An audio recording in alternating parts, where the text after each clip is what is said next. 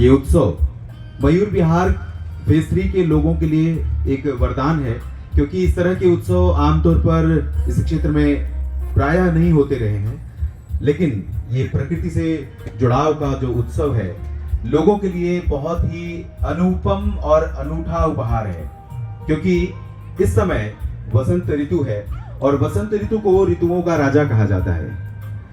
गर्मी का आगमन होने वाला है, सर्दी विदाई ले रही है और इस समय पूरी प्रकृति हरी भरी नजर आती है, सुंदर नजर आती है।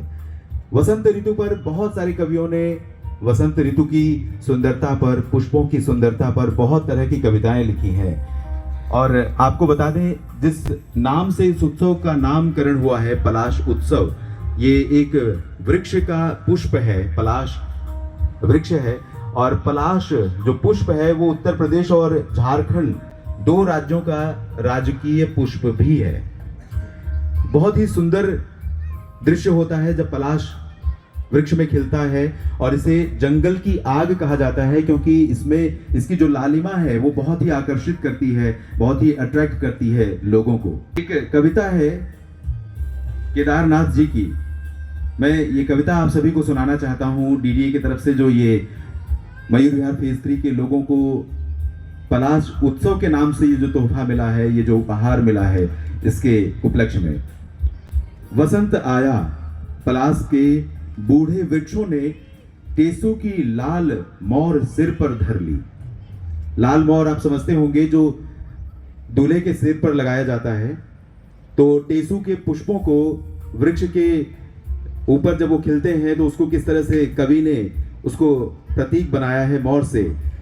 टेसू की लाल मोर सिर पर धर ली, विकराल वनखंडी। लजवंती दुल्हन बन गई, फूलों के आभूषण पहन आकर्षण बन गई। अनंग के धनु गुण के भौरे गुनगुनाने लगे।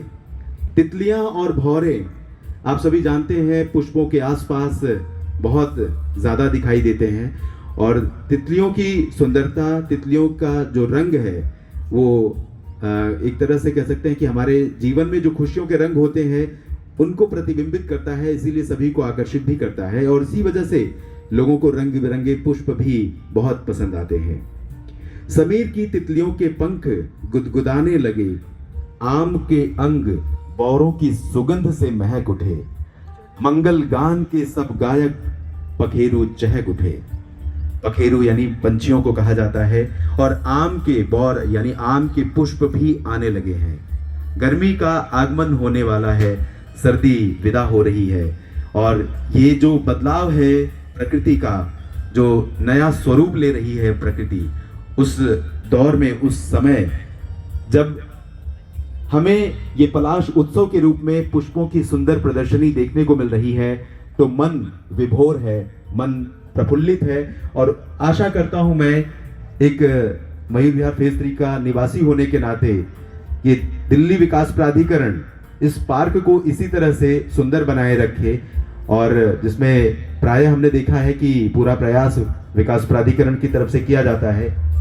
और जो लोग यहाँ पर आते हैं, पुष्पों की सुंदरता जब वो वृक्ष में होते हैं तभी सुंदरता जब वो वृक्ष में होते हैं तभी ज्यादा नजर आती है। तो पुष्पों को तोड़ना या पार्क में गंदगी फैलाना, ये सामान्य नागरिक समझ है, ये हम सभी को रखनी चाहिए, ताकि ये पार्क खूबसूरत सुंदर बना रहे और इसमें आकर प्रकृति के सानिध्य में कुछ क्षण बिताने का हमें अवसर मिलता रहे।